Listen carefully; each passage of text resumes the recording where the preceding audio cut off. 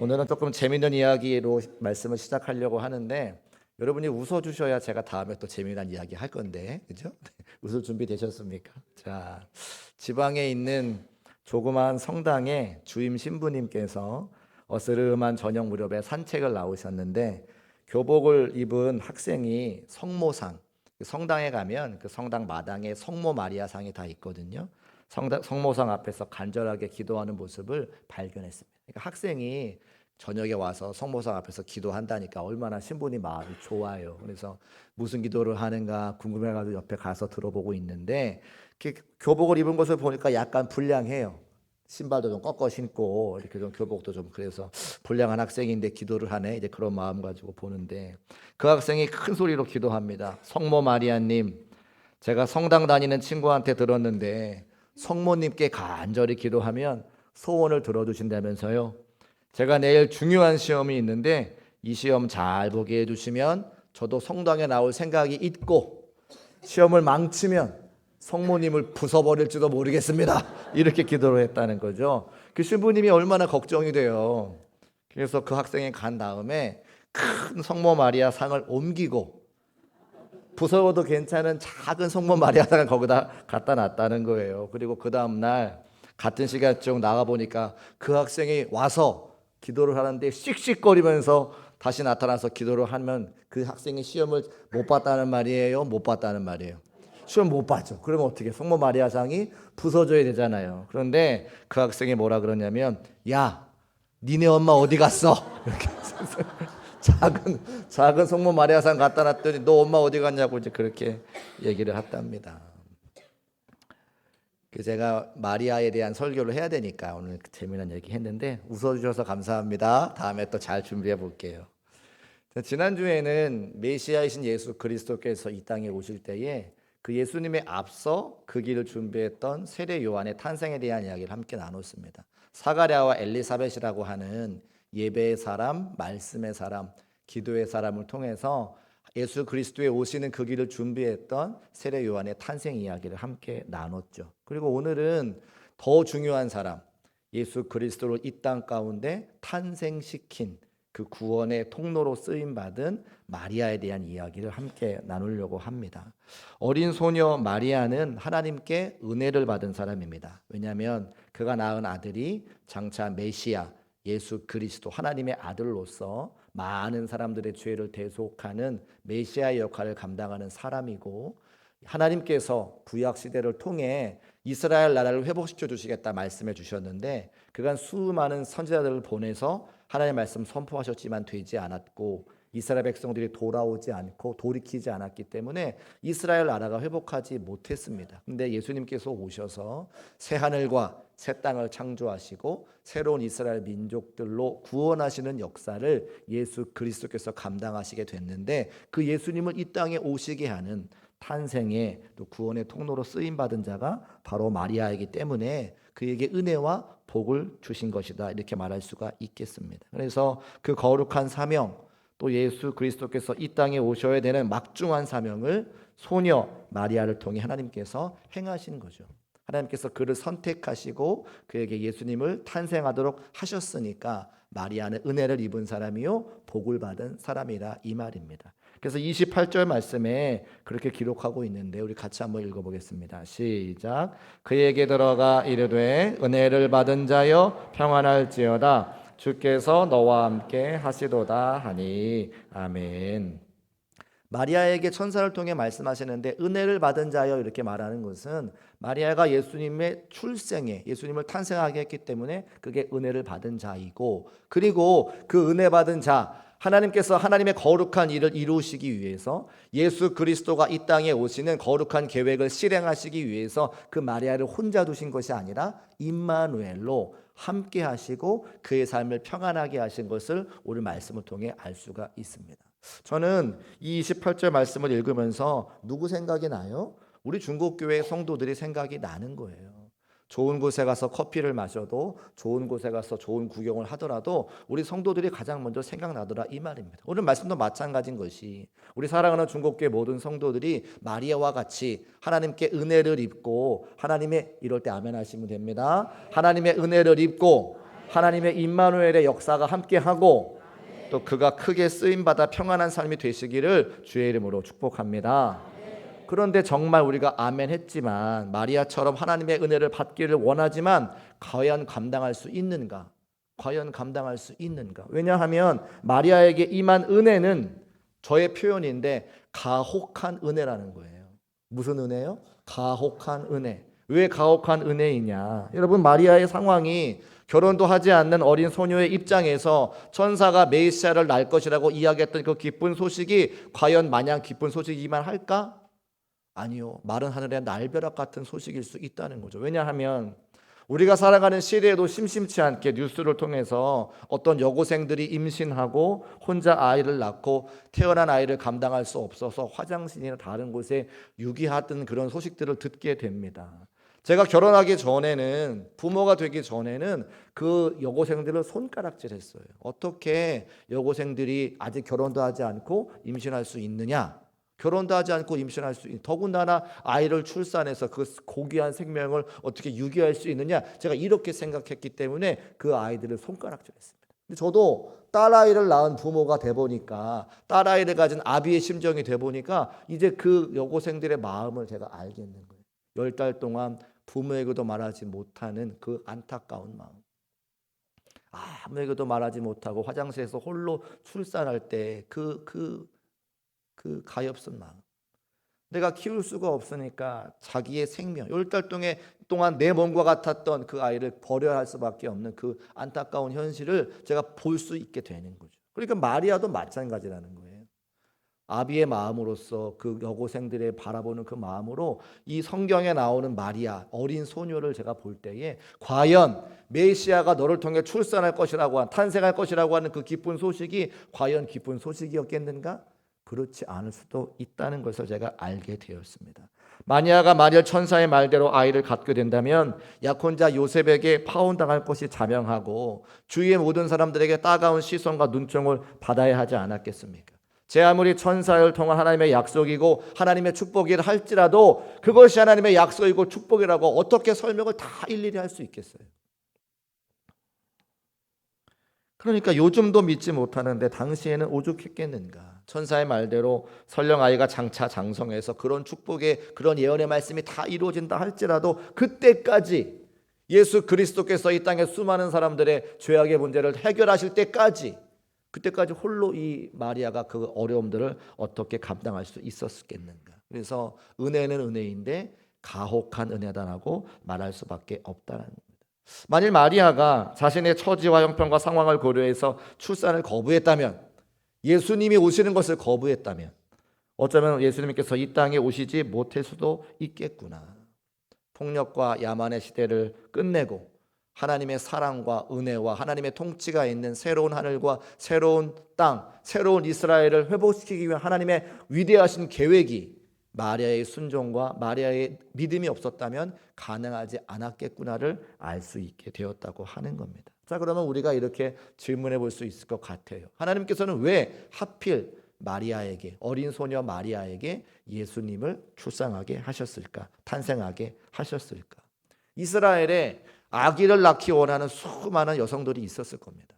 아이 낳는 것을 영광으로 알고 하나님께서 메시아를 보내시겠다고 하면 제가 그 일을 감당하겠습니다라고 오히려 순종하며 받아들일 수많은 사람들이 있었을 거예요. 그런데 하나님께서는 그렇게 하지 아니하시고 동정여인, 처녀인 그 어린 소녀인 마리아의 몸을 통해 예수님을 보내주셨습니다. 왜 그렇게 하셨을까?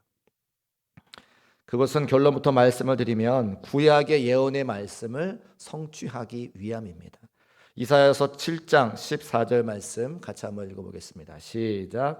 그러므로 주께서 친히 징조를 너희에게 주실 것이라. 보라, 처녀가 잉태하여 아들을 낳을 것이요 그의 이름을 임마누엘이라 하리라. 아멘. 이 이사야서의 말씀은 예수님께서 탄생하시기 500년 전에 이스라엘 백성에게 하셨던 예언의 약속의 말씀입니다.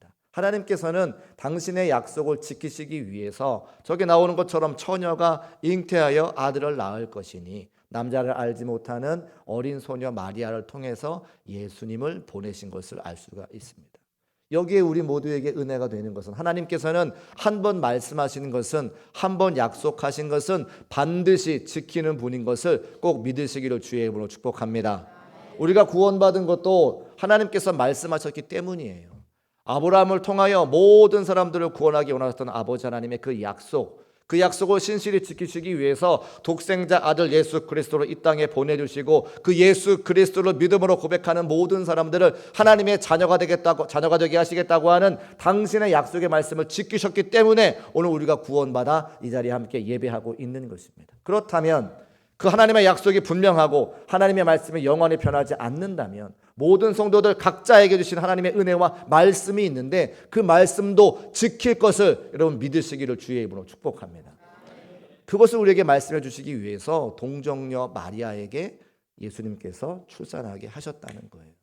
지난주에 또 말씀을 드렸습니다만 이스라엘 백성들이 하나님 앞에 수없이 많은 선지자를 통해서 하나님 말씀을 들었습니다. 돌아오라 말씀하시죠. 하나님 말씀에 순종하라 말씀하시죠. 내가 너희를 구원하여 이스라엘의 선한 백성으로 삼은 것은 열방 가운데 하나님을 알지 못하는 수많은 민족들 가운데 너희가 제사하는 나라가 되어서 제사장 나라가 되어서 하나님이 살아계심을 증거하라고 말씀해 주신 거예요. 그들을 불러주신 거예요. 근데 그 사명을 아무도 감당하지 못했기 때문에 하나님께서 그들에게 400년간 침묵하시고 이제 예수 그리스도 메시아를 보내주셔서 이스라엘 나라를 회복시키길 원하셨다는 겁니다. 그 당시에 살아가던 누구도 이스라엘 나라가 회복될 것이라고는 상상하지 못했습니다. 생각하지 못했어요. 불가능한 일이라고 생각을 했습니다. 그런데 불가능한 일이라고 여겨졌던 마리아의 몸에서 남자를 알지 못하는 처녀 마리아의 몸에서 예수 그리스도 구세주가 태어나신 것은 이스라엘 회복이 불가능하고 생각했던 이스라엘 백성들에게 아니야.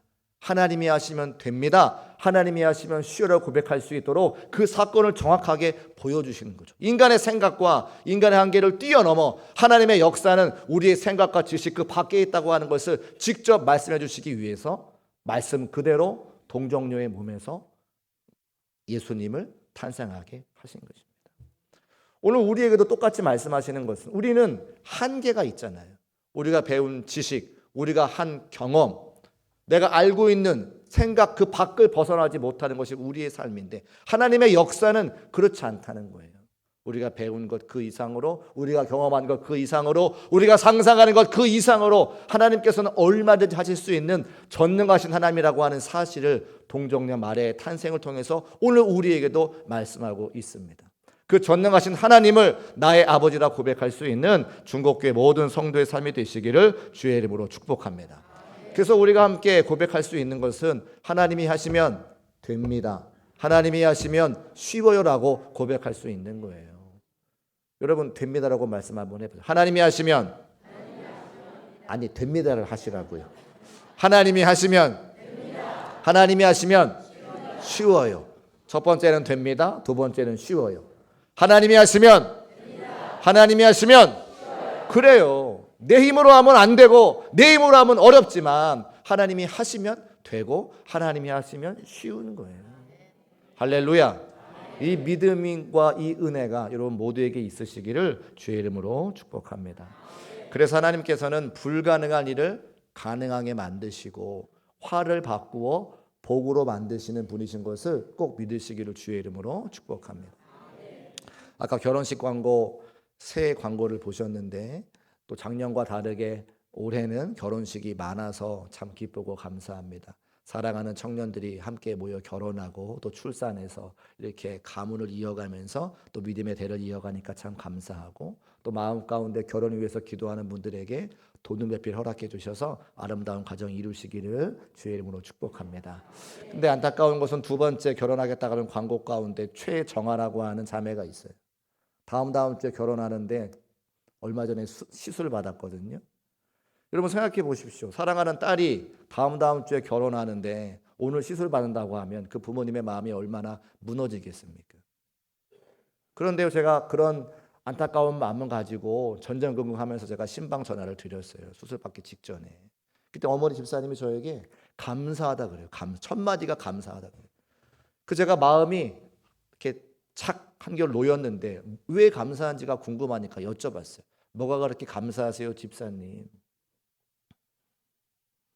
목사님, 하나님께서 빨리 발견할 수 있도록 해주시고 그래도 결혼하기 좀 전에 시술 받아서 회복할 수 있도록 해주시니까 너무너무 감사해요.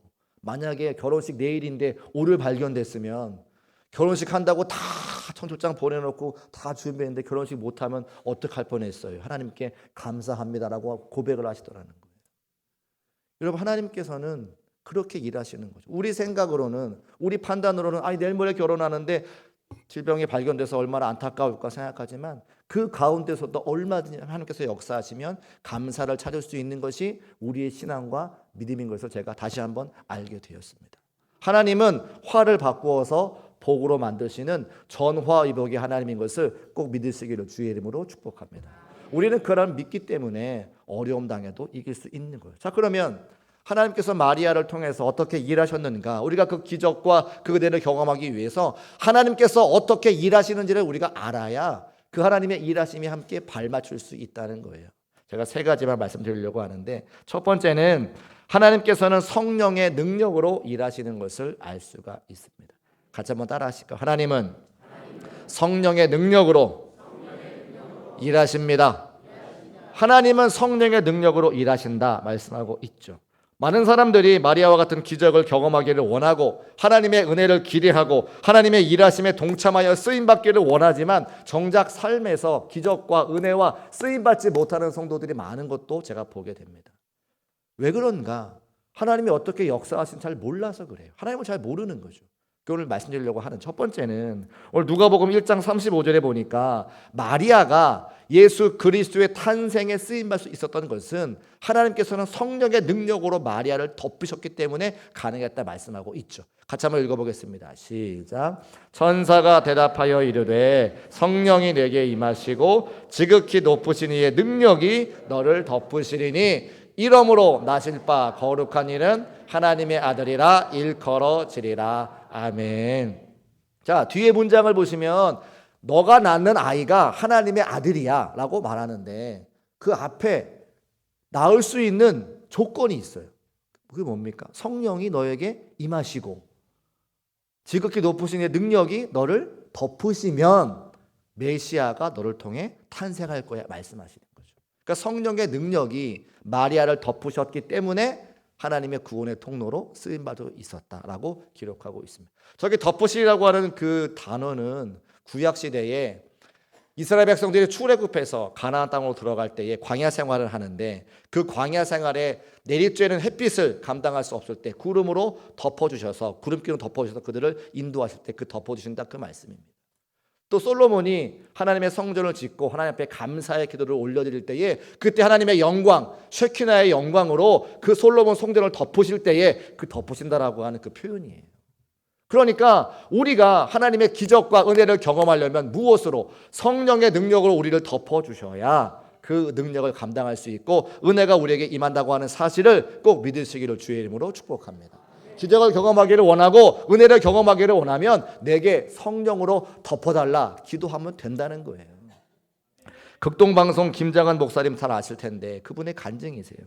2019년 4월 달에 강원도 속초 지역에 큰 산불이 나가지고 여러 가지 것들이 많이 탔습니다. 완전 전소가 됐어요. 그런데 그때에 영동 극동방송 건물도 전소가 됐답니다. 그래서 많은 성도들이 긍휼히 여겨서 전국에서 그 영동 극동방송 다시 재건하기 위해서 헌금을 보내주시고 공사를 막 진행하고 있는데 공사를 진행하다가 보니까 이 집안이 약해져 가지고 파일이라고 하는 무슨 기둥 같은 것들을 더 박아야 공사를 지을 수 있다는 거예요. 건물을 튼튼하게 지을 수 있다는 거예요. 그런데 이미 헌금하고 모금은 다 끝나가지고 그 7천만 원 때문에 공사가 중단될 위기에 놓여져 있어서 그 김장한 목사님이 기도하기 시작하시는 거예요. 하나님, 이 영동 극동방송이 다시 세워져야 하나님의 복의 말씀을 라디오를 통해 전할 수 있는데 좀 도와달라고. 근데 어려운 마음으로 기도하던 중에 그 극동방송 속초에 있는데 부산에 사는 젊은 부부가 그 영동 극동방송 임시 사무실의 문을 똑똑똑 두드리러 합니다. 하나님께서 가라고 해서 왔어요 이렇게 하면서 두드리고 왔는데 교회 이름이 적힌 헌금 봉투에 얼마가 들어있었을까요? 어떻게 잘 아세요? 7천만 원이 정확하게 들어있는 거죠. 그러니까 목사님이 놀라시잖아요. 그래서 이제 사연을 들어보는 건데 부산에서 사업하던 남편분이 정리하지 못한 땅이 있었는데 이 땅을 팔면 내가 하나님께 11조를 드려야 되겠다. 이제 그런 결심을 갖고 있었습니다. 근데 땅이 하나님의 은혜로 팔렸어요. 그럼 하나님께 드려야 되는데 어디에 드려야 되는지를 모르니까 하나님께 기도하기 시작했다. 하나님, 제가 약속한 대로 이 11조를 하나님께 드리기를 원하는데 어디에 드리면 좋을까요? 근데 하나님께서 계속 성령의 음성으로 가라, 가라, 가라 말씀하시더라는 거예요. 어디로 가는지는 말씀하지 않고 가라라고만 말씀을 하시는 거죠. 그래서 일단 출발을 했대요. 출발을 했는데 라디오를 틀었는데 극동방송에 나오는데 그 극동방송에서 영동 극동방송이 전소가 되어가지고 지금 이 7천만 원이 필요합니다라고 얘기가 나오는 거예요. 그래서 그때 이분이 그냥 그 부산에서 바로 운전해가지고 어디로? 속초로 그냥 달려오신 거예요. 김재가 목사님이 그 소식을 딱 듣고 그 이야기를 듣고 하나님께 어떤 고백을 했을까요? 하나님 감사합니다. 하나님의 능력이 극동방송을 넣고 영동 극동방송을 넣고 사랑하는 부산에서 사업하는 그 성도의 영혼을 덮을 때에 하나님의 일하심과 기적과 은혜를 경험할 수 있다는 거예요. 저는 우리 교회, 우리 중국교회 모든 성도들의 삶의 자리에 하나님의 성령의 능력이 덮으시기를 주님의 이름으로 축복합니다. 예레미야 33장 2절과 3절 말씀에 이렇게 기록하고 있어요. 이를 행하시는 여호와, 그것을 만들며 성취하시는 여호와, 그의 이름을 여호와라 하느니가 이와 같이 이르시되 3절 말씀 같이 있습니다. 시작. 너는 내게 부르짖으라. 내가 내게 응답하겠고 내가 알지 못하는 크고 은밀한 일을 내게 보이리라. 아멘. 우리에게 부르짖으라 말씀하시고 우리가 알지 못하는 크고 은밀한 일, 옛날 성경에는 크고 비밀한 일이라고 말씀하고 있는데 하나님의 위대한 역사를 경험할 수 있도록 우리에게 성령 충만의 은혜를 기도하라 말씀하고 있는 것이죠. 하나님이 어떻게 일하시느냐? 성령의 충만한 능력으로 일하시는데 그 성령의 능력이, 그 하나님의 능력이 우리 중국교회 모든 성도들의 삶의 자리에 함께 하시기를 주의 이름으로 축복합니다.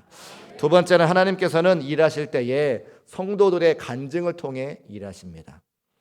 자, 성도들의 간증으로 어떻게 일하시는가? 오늘 함께 읽지 않았지만 누가복음 1장 26절 말씀에 정확한 시간을 한 가지 기록하고 있는데 여섯째 달이라고 기록하고 있어요. 뭐가 여섯째 달이냐? 지난주 설교에 엘리사벳이 하나님의 은혜로 세례 요한을 잉태했다 말씀드렸는데 세례 요한을 가지고 6달 지난 후에 오늘 천사가 이제 마리아를 만난 거예요. 성경이 우리에게 6달 후라고 기록하고 있어요. 엘리사벳이 임신한 6달 후에. 그러니까 6달이라고 하는 정확한 시간을 주면서 우리에게 엘리사벳의 임신과 마리아의 임신을 연결시켜주고 있는 거죠. 왜요? 마리아가 천사로부터 아들을 낳을 것이라고 들은 그 이야기는 아까 말씀드린 것처럼 가혹한 은혜입니다.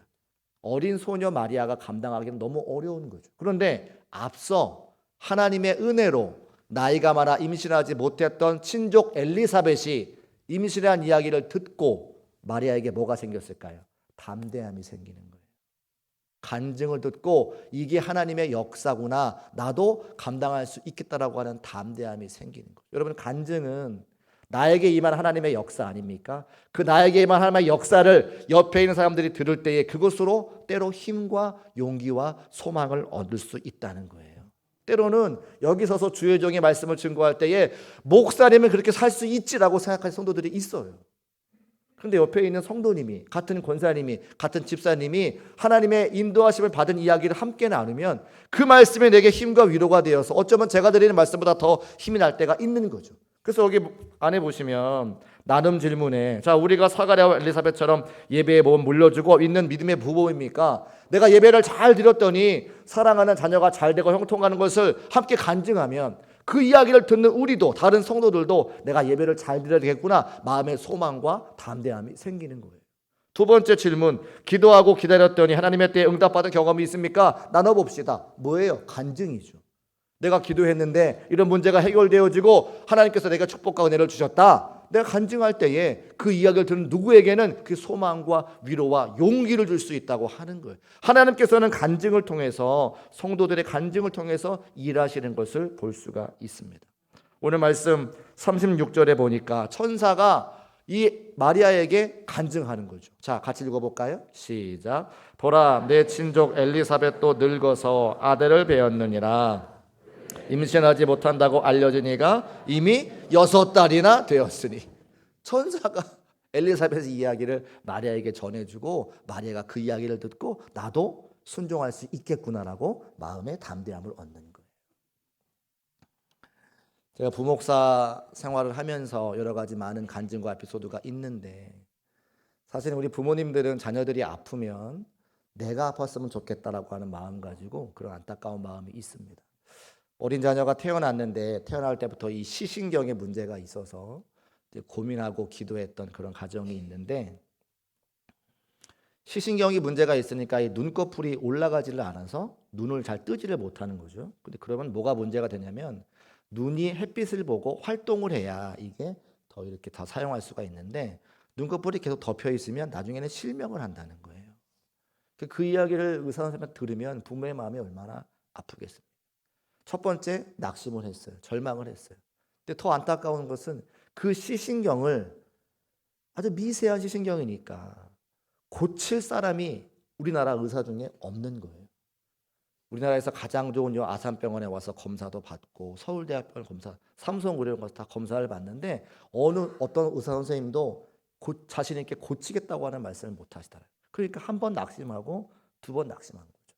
아픈 걸 견딜 수 있는데, 아픈 게 고쳐져야 소망이 생기는데 고칠 만한 사람이 없다니, 그 얼마나 부모가 낙심이 되겠습니까? 그런데 그런 이야기를 이제 이렇게 인터넷 카페 같은 데 올렸는데, 외국에서 공부를 마치고 한국의 병원으로 이제 들어오기로 된 어떤 의사 선생님 한 분이 내가 한번 봤으면 좋겠다 이렇게 이야기를 했더라고요. 절망 가운데 한 줄기 소망이 생기는 거죠. 근데 그 의사 선생님이 어디로 들어오시냐면 경북대학교 병원으로 오신다는 거예요. 집은 서울인데. 그러니까 여기 서울에 살던 그 부모님이 경북대학교 병원으로 그 아이를 진료를 받으러 가야 되는데 혼자는 못 가니까 두려우니까 저를 같이 초대해 주셨고, 속회원들을 초대해 주셔서 당신네들은 KTX 타고 저는 제가 운전해가지고 대구로 가는 겁니다. 그 경북대학교 병원 앞에서 같이 기도해 주고 아이는 검사를 받으러 들어갔어요.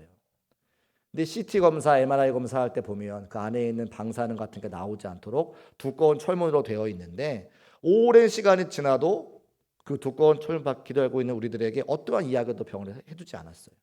오랫동안 기다리다가 제가 그런 제안을 드렸습니다.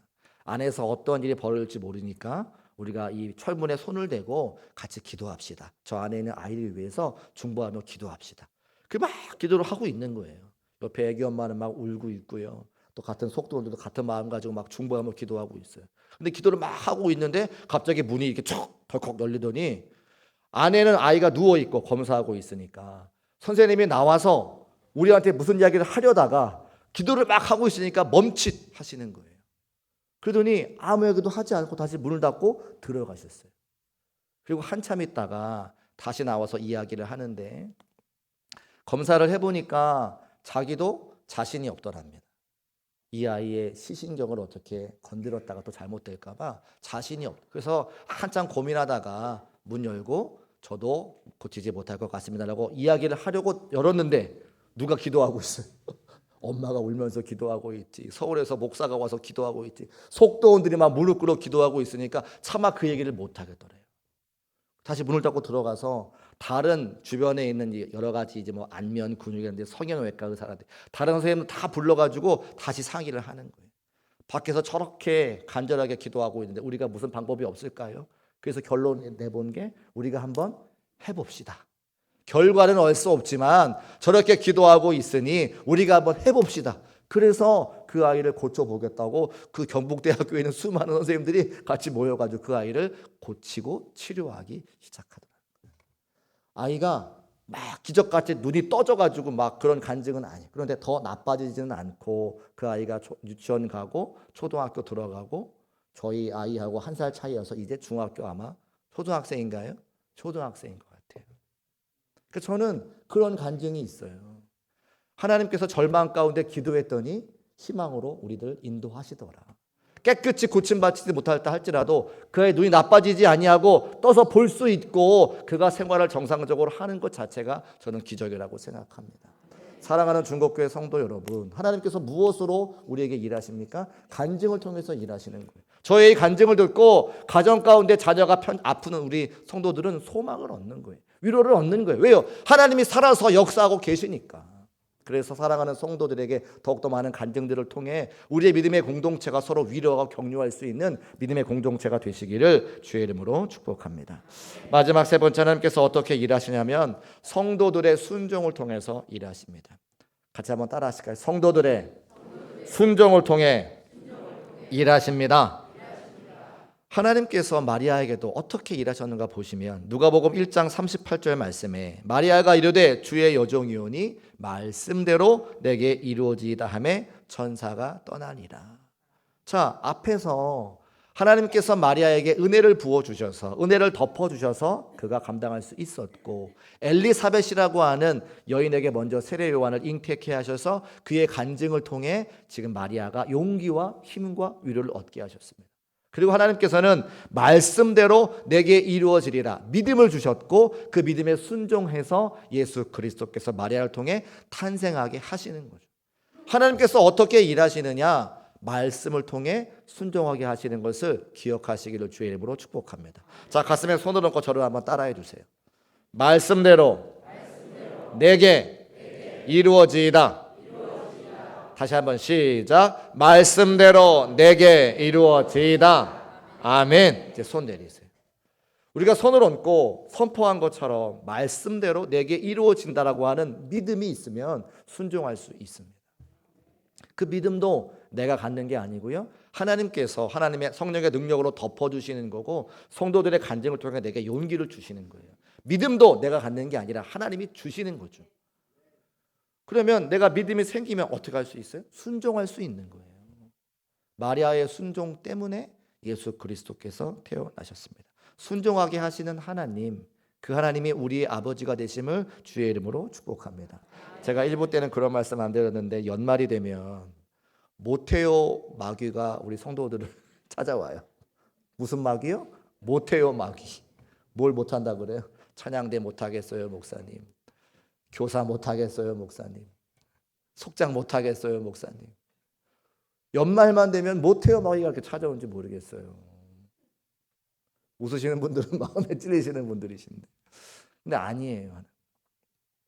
여러분들이 다 알고 계시는 건데, 하나님께서 맡기신 사역은 쉽지 않습니다. 힘들어요.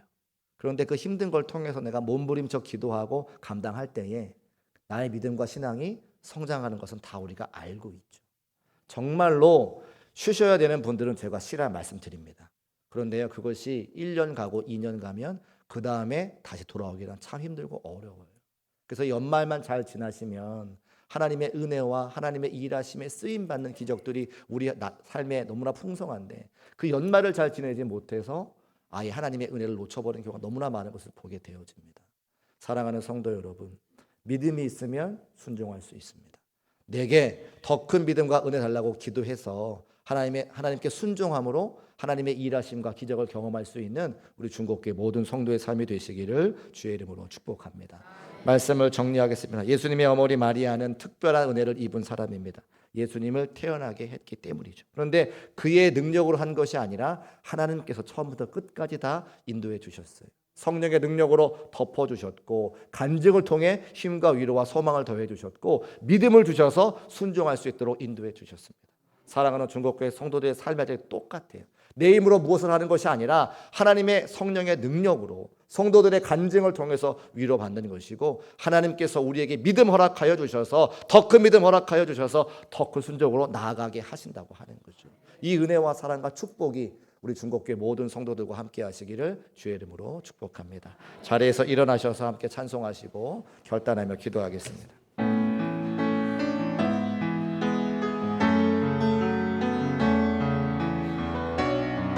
함께 찬송하겠습니다. 슬픈 마음이 있는 자,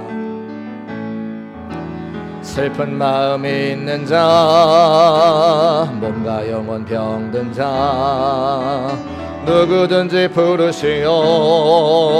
예수 이름 부르시오.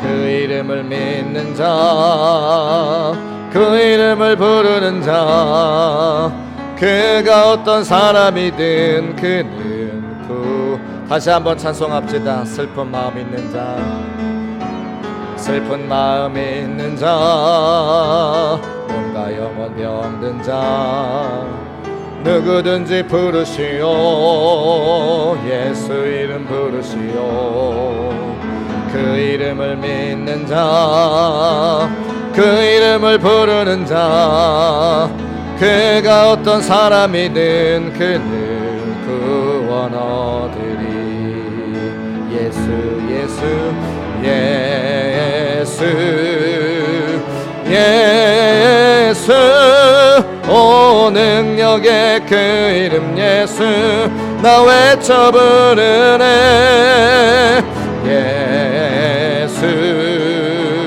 예수 오 구원의 그 이름 예수 나 외쳐 부르네 예수 그리스도 다시 한번 찬송합시다 예수 예수 예수 예수 오 능력의 그 이름 예수 나 외쳐 부르네 예수 예수 오 구원의 그 이름 예수 나 외쳐 부르네 예수 그리스도